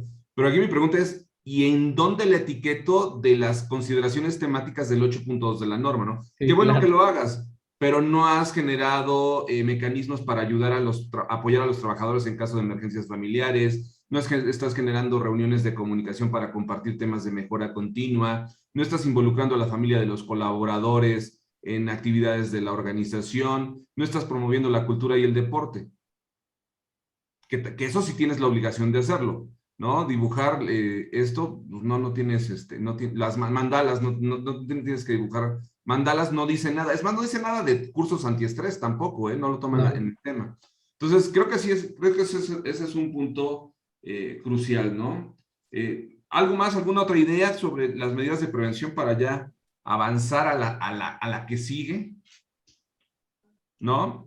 Que entonces es, Bueno, si lo viéramos en un orden, en una secuencia lógica, cada quien puede tener su metodología de implementación. Como ustedes saben, nosotros en Arriba tenemos una metodología de 15 pasos, pero yéndonos muy sencillo, pues sí, voy a hacer la política. Después voy a tener las medidas de prevención. Las medidas de prevención me van a permitir atender o minimizar o mitigar de alguna manera factores de riesgo psicosocial. Levanto cuestionarios para identificar factores de riesgo psicosocial y y cómo se llama y el entorno organizacional. Hago una interpretación de los resultados. Ojo, ya no voy a profundizar en el tema porque lo he hablado mucho, pero los resultados, los reportes que muchas veces nos ofrecen los sistemas no cumplen con los requisitos que nos piden la norma. Entonces, si tú contrataste una plataforma, contrataste una consultoría, verifica nada más que el informe que te están entregando cumple con los requisitos del 7.7 de la norma. Si no los cumple, probablemente tú vas a tener que complementar ese informe o le podrás pedir a tu proveedor que te entregue un informe que cumpla cabalmente con estos requisitos, porque si no, estás en el supuesto de que tienes los resultados y en realidad no tienes nada. Ya levantamos los resultados, ya hicimos el análisis. Ahora, salieron factores fuera de rango. Tengo que implementar medidas de control, ¿sí? Planes de atención. ¿Qué problema estamos viendo en los planes de control, en los planes de atención? Al menos yo, que revolvemos la prevención con el control y queremos tomar como planes de control cosas que teníamos que haber hecho antes, ¿verdad? Es como si yo ya estoy en un riesgo de divorciarme y como plan de control digo, le voy a entregar el anillo de compromiso a mi novia. A ver, espérame. Si ya te casaste, ya tenías que haber entregado el anillo de compromiso. A lo mejor el problema es que nunca le entregaste el anillo de compromiso, nada más te casaste y no hubo nada, ¿verdad? No confundamos prevención con control. Control es lo que ya se salió de rango y ahora tengo que corregir. Es un plan correctivo, no preventivo. Ese es un punto crucial. ¿Qué tan importante es esto y qué tanto nos ayuda la tabla que nos da la interpretación de la norma? A ver, cuéntenme ustedes qué han visto y qué recomendarían ahí.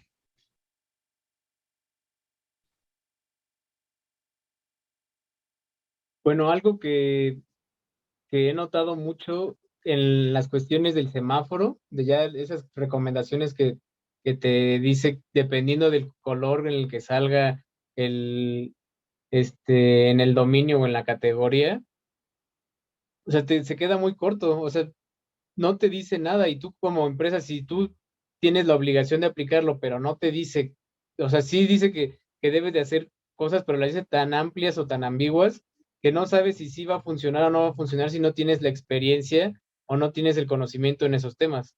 Entonces, yo creo que también en ese tema falla mucho la norma, porque yo creo que en toda la cuestión correctiva o preventiva sí tuvo que haber ampliado un poco más ese tema, porque no te puede decir, o sea, sí está en rojo, o sea, o en verde, o sea, y luego, o sea, entonces, ¿qué hago? Porque nada más ahí te dice unas cosas, o sea, de cada párrafo, no puedes resolver una problemática de una empresa con un párrafo. Y entonces en los resultados, muchos consultores también, o la empresa, pues solo pone el parrafito Es y ahí se correcto, como queda. recomendación, ¿no? La recomendación transcribes lo que dice este párrafo de la norma. Ese es un tema importante, porque además, ¿qué nos dicen en esos parrafitos de la norma? Revisar la política de prevención de riesgos psicosociales. Ojo, y este es un grave error. Cuando estoy llegando por segundo periodo con empresas, que es lo que me está sucediendo ahorita, con empresas que implementaron y ahorita están volviendo a hacer la implementación, y nos han hablado, tienen verde, amarillo, y el primer programa de atención que deberían tener de control es la revisión de la política. Eso significa o implica que tenemos que hacer la nueva versión de la política. Porque la única manera en que no revisaras anualmente tu política es que tu riesgo fuera nulo. No conozco hasta ahorita ninguna empresa de las que he evaluado que haya salido con riesgo nulo. Entonces, nuestro primer programa de atención sería revisar la política para ver en dónde tenemos que fortalecerla para mitigar los riesgos. Después, cuando ya te salen riesgos medios, ya te dice que puedes profundizar el análisis. ¿Con qué instrumento lo vas a profundizar? No te dice tampoco. O que puedes hacer intervenciones individuales, pero también es un vago y entonces ahí nos ponemos a inventar cosas. Entonces, ¿qué tanto sabemos, porque no lo tenemos regulado, sobre burnout, sobre mobbing, sobre violencia laboral, sobre este tipo de situaciones que van a ser la medicina? ¿Cuál es el medicamento que vamos a tomar correctivamente estos factores de riesgo psicosocial? Entonces, ojo, desde el reporte de los resultados tiene que haber recomendaciones y esto tiene que estar documentado en acciones, en programas de control o programas de atención. Y ahí es donde a veces hay un error grave desde mi punto de vista, porque eso ya lo vemos como, si ya saqué los cuestionarios, ya no me pidas que haga algo más. O regreso y en la segunda parte de la implementación, al menos mi primer paso es, a ver, muéstrame tus resultados, muéstrame tus programas de atención, vamos a revisar cuál es el avance que tienes en esos programas de atención, en esas medidas correctivas que implementaste del resultado pasado. En gran parte de los casos no hubo ningún seguimiento, porque como lo vimos como un tema para cumplir, no hicimos una instrumentación de ello. Entonces, no sé si ustedes han tenido algún caso similar. En medidas de control, a veces no se documentan, a veces quieren ser algo que no nos cueste, algo que sea genérico, muy orientado a temas muy, muy ligeritos. ¿Qué recomiendan ustedes? A ver, ¿qué sugerencias podrían dar? Bueno, yo quiero comentar acerca de precisamente esta tabla de riesgos, algo importante que es esa parte, ¿no? De que están comentando en el chat de que han salido muchos consultores y muchos vendedores de plataformas y de hasta tablas de Excel que te pueden hacer la norma en un 2x3, ¿no? Y esto es precisamente por eso, por la forma tan simplista de calificar este instrumento por medio de simples sumas. Entonces, no necesitas ni siquiera tener experiencia en la interpretación de instrumentos, en la aplicación, en la implementación de pruebas, ni mucho menos. Simplemente conociendo o sabiendo hacer sumatorias en Excel, puedes hacer la norma 0.35 y es por eso que salieron muchos expertos a decir que ellos te la podían implementar. Otra parte de esta tabla de riesgos que, bueno, yo como recomendación les hago, es que tengan mucho cuidado con las dos secciones opcionales que existen en la norma. Una es referida a la atención a clientes y la otra es referida hacia gente que tiene personal a su cargo.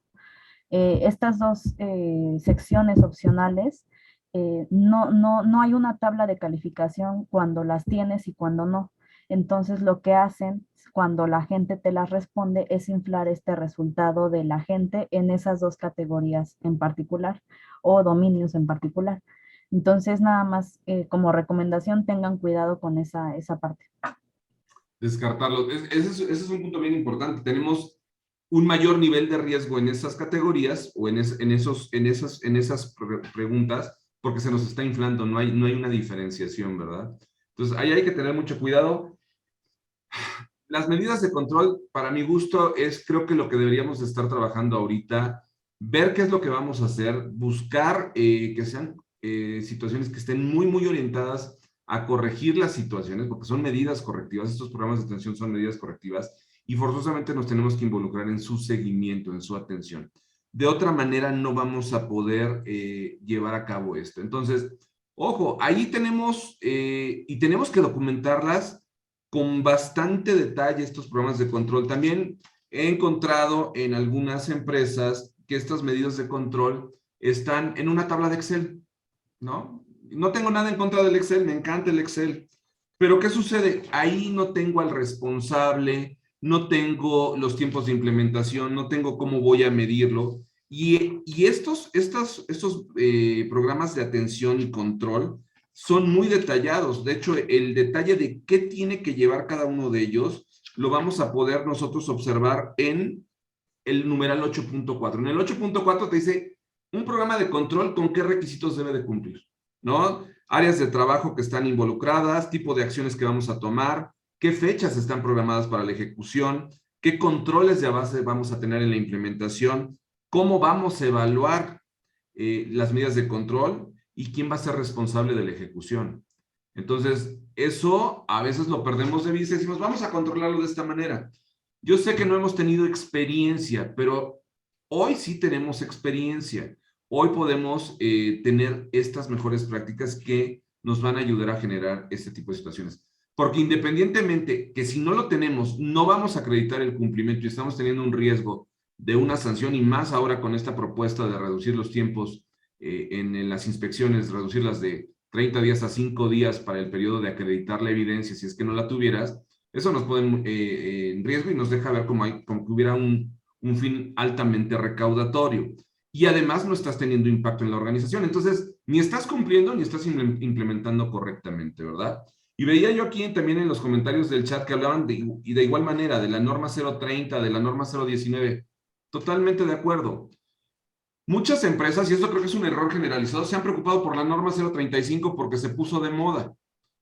Pero no tenemos conciencia o visibilidad de la obligatoriedad en seguridad y salud ocupacional. Entonces, no contamos con una comisión mixta de seguridad e higiene, no es funcional. O, como marca la 030, ni siquiera tenemos un responsable de seguridad en la empresa. Y no tenemos un diagnóstico de seguridad para identificar los diferentes riesgos que existen en las áreas de trabajo. Aquí hay un punto que para efectos de la 030 tenemos que cumplir, que es identificar los puestos que tienen mayor nivel de riesgo psicosocial. La obligación no está en la norma 035, está en el Reglamento Federal de Seguridad y Salud en el Trabajo. Tenemos la obligación en el 030 de identificar cuáles son los puestos que tienen mayor nivel de riesgo. Y hay una sanción por no tenerlo. Entonces, si tú no tienes el diagnóstico de riesgo que pide la 030, no vas a poder acreditar la 035 porque ese informe de tus cuestionarios se tiene que ir a esa NOM 030. Y aquí es donde nos vamos a un tema que también es súper sensible, acontecimientos traumáticos severos. Acontecimientos traumáticos severos es donde yo normalmente en las capacitaciones recibo más preguntas. ¿Cada cuándo hay que aplicarlo? La norma no lo dice. ¿A qué población tengo que aplicarlo? La norma tampoco lo dice. ¿Qué pasa si no son acontecimientos traumáticos severos derivados del trabajo? Aparentemente no los tendría que considerar. Entonces, Iván, me gustaría que antes de entrar a los errores que estamos cometiendo en la identificación de trabajadores sujetos a acontecimientos traumáticos severos, nos dieras brevemente una antesala desde esta perspectiva clínica. ¿Por qué es importante identificar a estos colaboradores? No que sufrieron un acontecimiento traumático severo, sino que están teniendo una problemática vinculada a estrés postraumático. ¿Cómo afecta? Y aquí vamos a saber si tomo en cuenta a los de trabajo o los personales. Platícanos un poquito cuál es la importancia, cuál es el impacto en la organización. Sí, es un tema todo esto de los riesgos traumáticos y muchos por la experiencia que he tenido, en algunas empresas ni lo toman en cuenta, porque como es la más chiquita y la que no te da un resultado como tal con semáforo, pues como que dicen así, bueno, ya la aplicamos y ya. Pero, o sea, es fundamental estar al pendiente de la salud mental de nuestros colaboradores. Una empresa sana es una empresa que tiene a sus colaboradores sanos. Las consecuencias de una persona que tiene burnout o tiene estrés postraumático son muy graves para la empresa. Puede haber ausentismo, ¿eso qué quiere decir? Que falten mucho.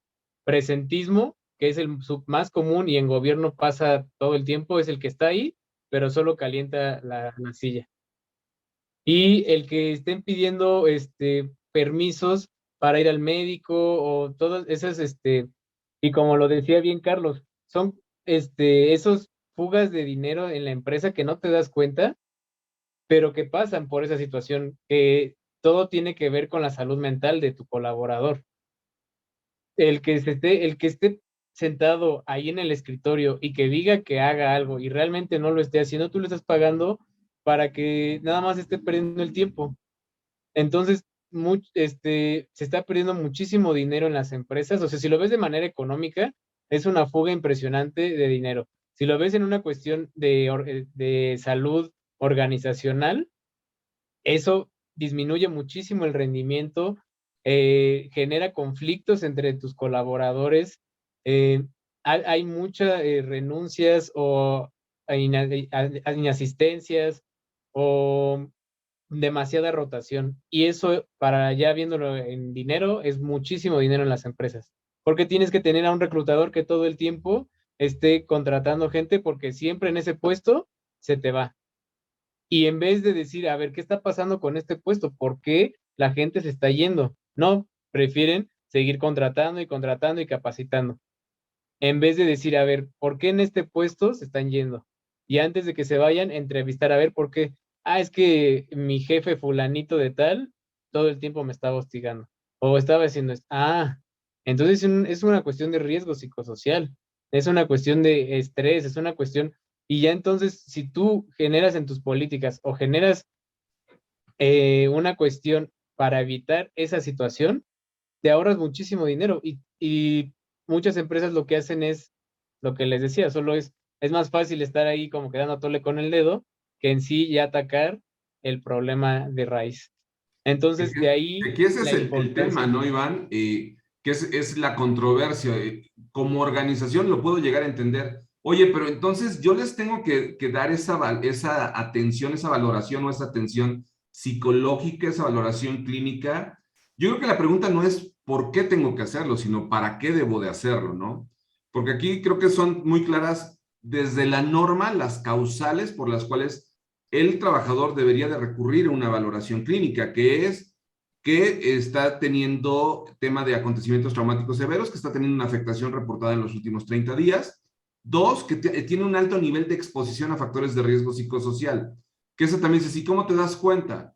Bueno, pues porque en sus resultados, probablemente individuales, que tampoco no es el mejor método, ¿no, Gaby? Te salió con riesgos muy altos, pero a lo mejor lo puedes identificar por áreas, por puestos, y también quien te está está estando involucrado en actos de violencia laboral. Clínicamente, ¿para qué debo tener una valoración clínica de este tipo de colaboradores, Iván? No porque, Clínicamente, ¿para qué? para tener una noción de cómo está la salud mental de tus colaboradores, porque sin esta valoración tú no sabes cómo están viviendo la situación de ese puesto los que están trabajándolo ahí. No sabes si está habiendo algún riesgo, si están saliendo afectados. Entonces, ¿para qué? Para que tú puedas identificar las problemáticas y poder atacar el problema. Pero ahí te va una. No lo voy a saber, no tengo acceso a los resultados. Es información sensible. ¿Ya? ¿Para qué lo mando? Si yo ni siquiera voy a poder intervenir en su tratamiento, no voy a poder tener acceso a saber qué tan afectado está. ¿Para qué lo mando? Estoy jugándole al abogado del diablo, evidentemente, ¿verdad? A Pues ver, para Gaby, Carlos, ¿alguna idea? mandarlo al psicólogo, mandarlo a dónde. Valoración clínica, lo que pide la norma. Porque Valoración. o sea, la norma pide que lo valore. Supongamos que salen 20 colaboradores que sí necesitan una valoración clínica. Por la norma, y como sabemos y lo hemos estado platicando, obviamente hay muchos falsos positivos. Entonces, eso también le quita mucho tiempo a la empresa o a los colaboradores que se encargan de llevar a cabo la norma. Porque fácil, yo de las que he intervenido, el 75% son falsos positivos. Que porque, Entonces, ¿te atreves a decir que la guía de referencia número 1 no sirve? pues, bajo mi experiencia, Tiene áreas de mm, oportunidad tiene áreas de oportunidad. en ¿Qué cualquier Tiene áreas recomendarías? de Porque ese es un oportunidad. error. Confiar ciegamente, a eso es a lo que quería llegar. Confiar ciegamente en la guía de referencia 1 tal vez no es la mejor manera de identificar quién verdaderamente necesita una atención. ¿Cuál sería tu recomendación, Iván, para poder tener un acercamiento más detallado a quién verdaderamente tiene esta necesidad de tener una valoración clínica y en su caso, una atención? Ya después de que detectas a los que sí necesitan una valoración clínica, si la empresa está comprometida con los colaboradores, es importante que se canalice a un psicoterapeuta, porque obviamente ya, pues ya sabes que hay una problemática, ya sabes que hay una afectación psicológica y ya sabes que no va a tener un rendimiento adecuado. Entonces, lo que sí se sugiere es darles darles por lo menos 8 sesiones o 7 sesiones de psicoterapia, que eso lo podría incluir en la empresa, o también hay algunas empresas en las que se van a michas, o sea, la mitad lo paga la empresa, la mitad lo paga el colaborador. Hay otras que Pero dicen, eso ya suena que le queremos vender terapia a las empresas. Ahí hay un punto intermedio, y ese es el punto intermedio que yo sé que cuesta trabajo, pero ese es hacia donde quiero llegar. O sea, a ver, hay unos que me salieron aparentemente que requieren esa atención, y hay unos que verdaderamente requieren y que sería valiosísimo que tuvieran esta terapia, pero eso me cuesta como empresa. sí, claro. ¿Cómo justifico ese costo? ¿Qué tengo que hacer intermedio? ¿De qué manera sé cuáles sí verdaderamente necesitan esa valoración? ¿Qué puedo hacer como empresa? ¿O cómo me puedo acercar hacia una consultoría o hacia un profesional para que me diga, a ver, no me quieras vender terapia. Primero dime si verdaderamente tienen una afectación. ¿Qué Bueno, hay? ¿Hay algo ahí que podamos hacer? sí, bueno, nosotros por lo menos en ARL lo que hacemos es, todos los que salen positivos en la guía de referencia 1, nosotros nos sentamos uno a uno con la persona y platicamos de la situación por la cual salió positivo en la guía. O sea, Y le aplicamos, una entrevista como de validación de los resultados. sí, Ok. sí, porque algo que nos ha pasado mucho por la mala aplicación o por el mal entendimiento de la persona con la guía, resulta que escuchó que asaltaron a su vecino y lo puso ahí. Entonces, obviamente, eso no aplica para la norma. Pero ¿qué Pero pasa si verdaderamente está traumatizado porque secuestraron a su vecino, él le tocó ver cómo lo levantaron y hoy tiene miedo de salir de su casa? Sí le afecta al trabajo. sí afecta al trabajo, que no tiene que ver con el trabajo, pero sí le afecta. Y ese es otro tema que también entraríamos en otro debate, porque se supone que la norma dice que del trabajo a la casa y de la casa al trabajo. Si eso fue un domingo, ya no le corresponde a la empresa, pero sin embargo sí le afecta al colaborador. Y entonces es otro tema que también podríamos tardarnos unas 2 horas más en debatir si sí tendría que hacer la empresa, hacerle la empresa responsable de esa situación o no se tendría que hacer. Yo Yo no diría creo que que, sí, yo diría que sí, porque obviamente te afecta a ti como empresa que tu colaborador esté mal. A Yo ver, diría Carlos, que que sí. sí, tenías un punto correcto. ahí. Sí, no, es justo lo que dice Iván, o sea, no es que sea una responsabilidad o una obligación de la empresa, pero creo que sí es parte de, pues de las cosas que debe de cuidar, porque aunque te pase desde un punto de vista personal, o sea, hay temas en los que cuando tú tienes realmente una afección, digo, yo no soy psicólogo, sin embargo, Iván y Gabriela seguramente me van a poder corregir si estoy diciendo alguna barbaridad, pero ya llevo varios años metido en eso, entonces lo que sí sé es que cuando tú estás expuesto a estos temas y te genera una afección de carácter emocional, tú durante el día, no importa si fue personal o si fue en el trabajo, tú, o sea, si te sucedió el domingo, no vas a llegar el lunes y vas a decir, ah, bueno, pues como ayer fue el día que lo presencié, hoy me voy a olvidar del tema y entonces hasta el siguiente fin de semana me voy a deprimir o me voy a poner ansioso o me voy a poner friki, ¿no? Obviamente no, o sea, este es un tema inconsciente en el que tú empiezas a trabajar y de repente, ¡pum! O sea, tú estás haciendo algo y el pensamiento, el sentimiento, la emoción te llega de momento y estás perdiendo a lo mejor un lapso de 5 o 10 minutos en vivir esa afección durante diferentes lapsos en el día. Entonces llegas a perder hasta 2 o 3 horas durante todo el día en el que estás sufriendo eso. Y esto al final del día, ok, ya son 2 horas o 3 horas que te están afectando para el tema de productividad.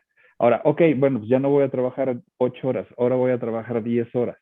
No, pues no es cierto, porque al final esa afección, cuando tú estás, aunque sea de carácter emocional, pues pasa muchas cosas en tu cuerpo que te están generando estrés, tus músculos, todo tu sistema nervioso está trabajando, entonces te cansas. Llega un punto en el que, aunque quieras trabajar 10, 12 horas, ya tu cuerpo físicamente ya no vas a ser capaz de hacerlo. Entonces, ¿qué es lo que viene? Pues enseguida viene otro tema de ansiedad porque no terminaste tu trabajo, porque mil cosas, y entonces se vuelve algo más complejo de lo que pudo haber sido con una atención temprana, ¿no? Entonces, sí, yo creo que ahí no es un tema de obligación, sino es un tema de responsabilidad de las empresas, el considerarlo, el de atenderlo. Yo sé que no es parte de, pero si realmente estoy preocupado por mis colaboradores y al mismo tiempo por mi continuidad operativa, pues tengo que hacerlo, ¿no?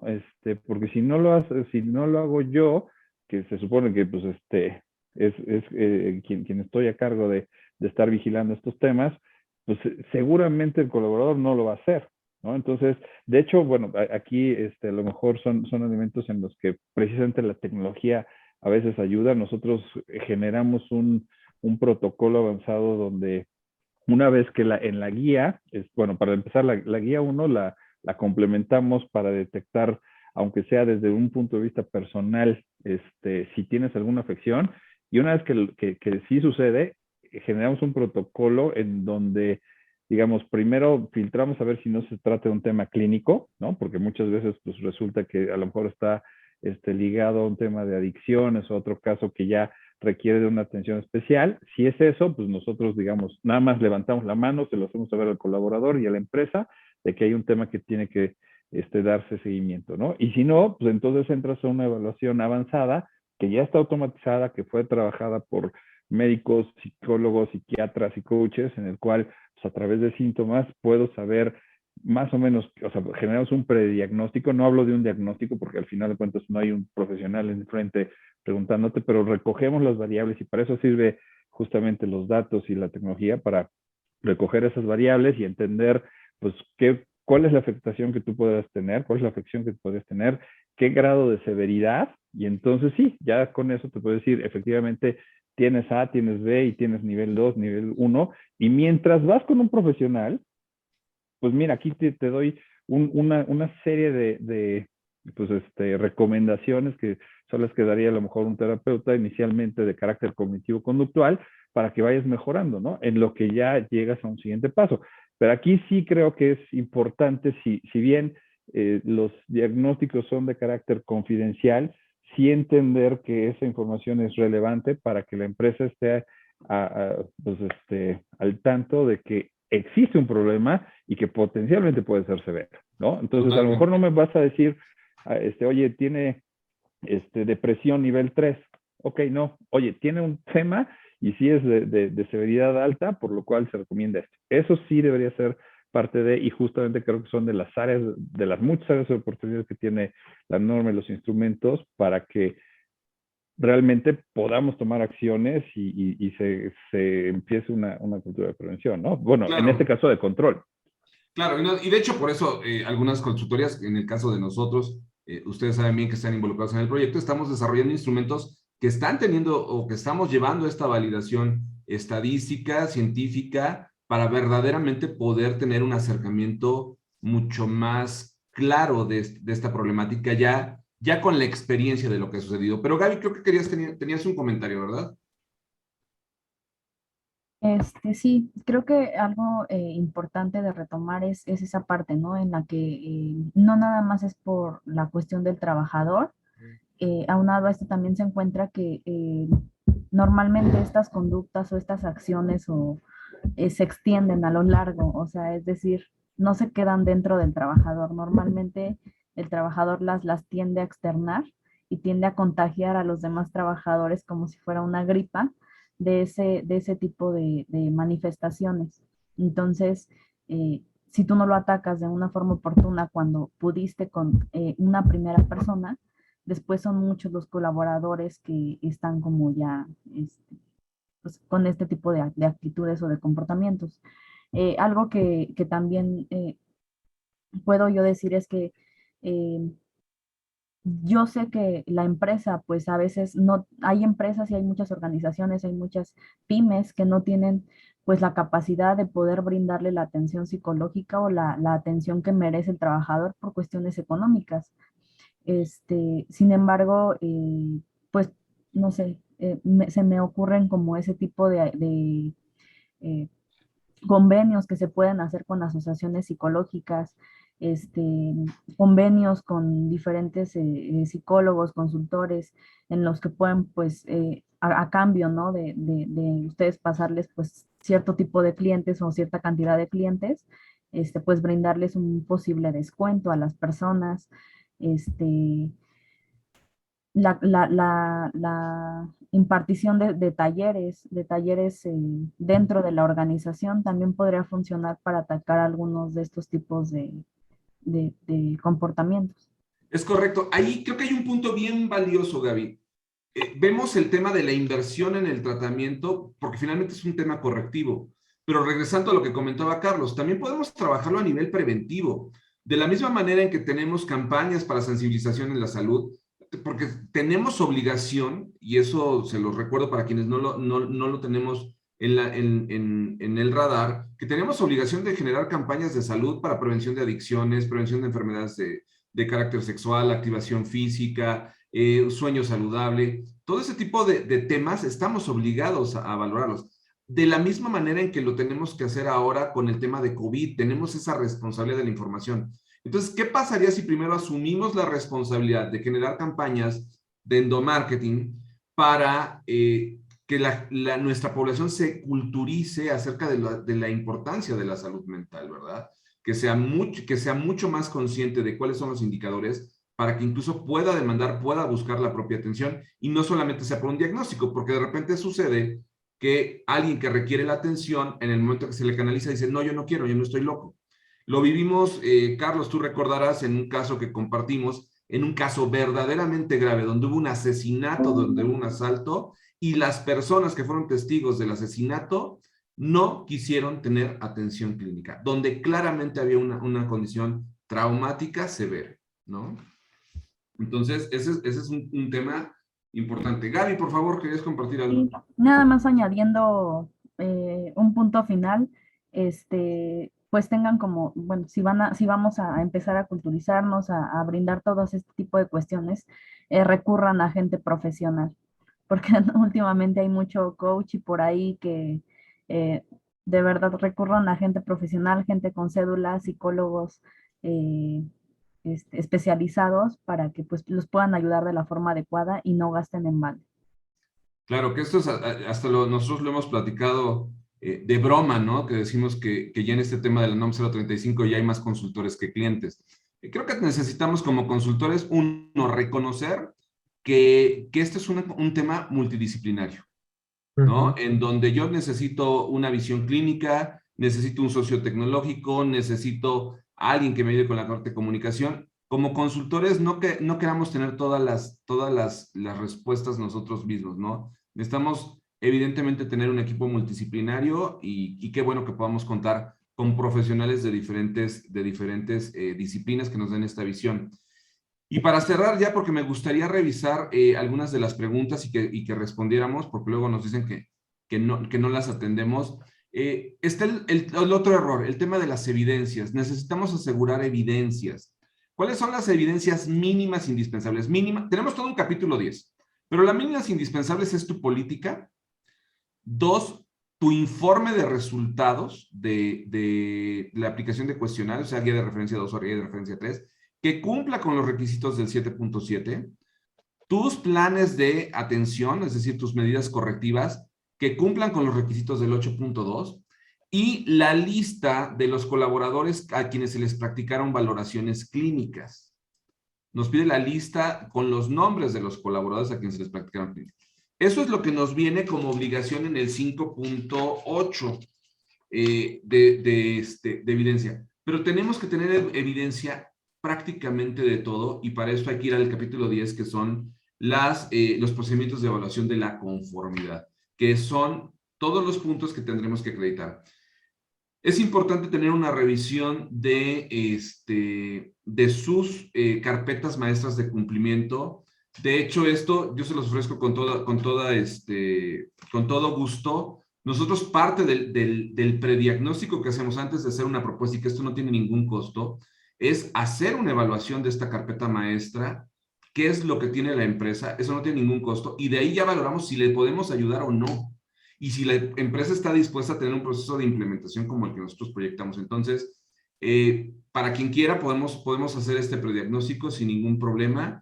Y no sé si hubiera algún mensaje final en un minuto para que nos podamos ir a preguntas. Carlos, Iván, Gaby.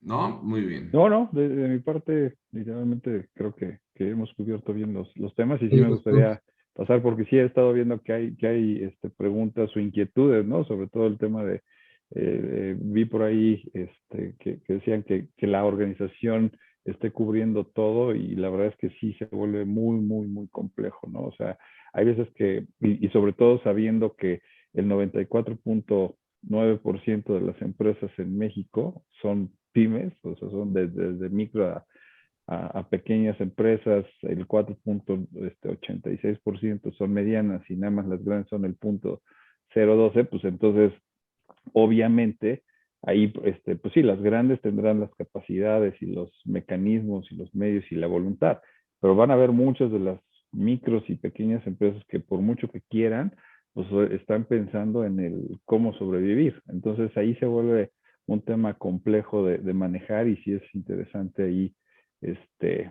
pues creo que la ley, el gobierno y, bueno, diferentes instancias tenemos que hacer algo en conjunto para lograr mejorar esos temas, ¿no? Porque si no está fácil, ¿no?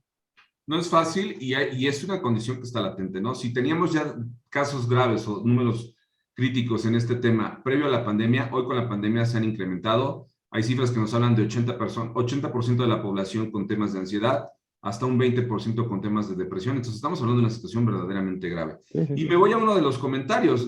Yami comenta que esto es muy común, ¿no? El tema del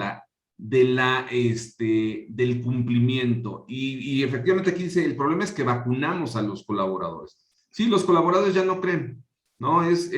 Lo haces por cumplir, no veo una intención sincera y no hay un impacto genuino. Entonces, es muy caro solamente cumplir, cuando en realidad sí tenemos más riesgo real de factores de riesgo psicosocial que el riesgo de una inspección de la autoridad.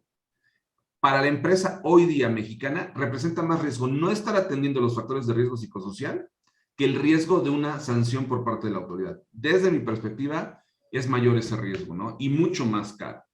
¿Qué otro dice? Un gran error es la falta de campañas de comunicación. Totalmente de acuerdo, la sensibilización. Hay que preparar el camino. ¿Qué sucede cuando queremos pintar una pared, un auto, una superficie, y no limpiamos primero, y no lijamos, y no ponemos una capa de primer? No pega, ¿no? Y entonces fue un esfuerzo en vano, fue un gasto.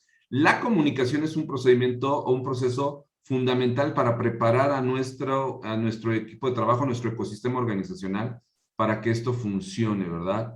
Mecanismos de denuncia,